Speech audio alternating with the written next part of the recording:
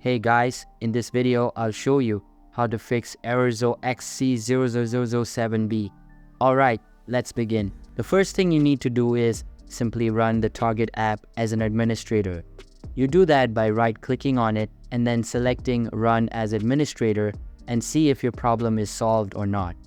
If it isn't solved, you can try installing the essential software required to solve this error. Simply open any type of preferred browser on your PC or laptop and search for DirectX. Open the first website that comes up and then download the required software from the official Microsoft website. The other software you would need to download is the Visual C++. Simply search for it on your browser and open the Microsoft website.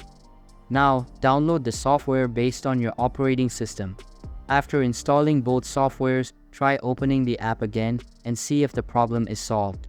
You can also install these softwares by opening the control panel on your PC and then navigating to the Uninstall Program tab.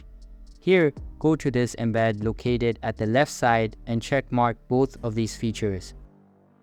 Now, the next thing you need to do is download both of these files onto your PC and extract them into a new folder.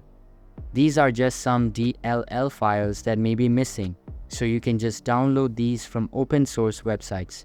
Once they are extracted, open the in-game folder, copy all of the files and paste them into the software installation directory.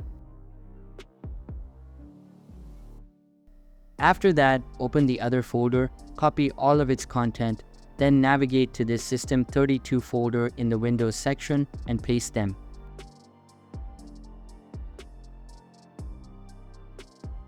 Also paste them into the System WoW folder and error will be fixed. So that's it for this video. If you find this helpful, consider subscribing and giving this a big thumbs up. Thanks.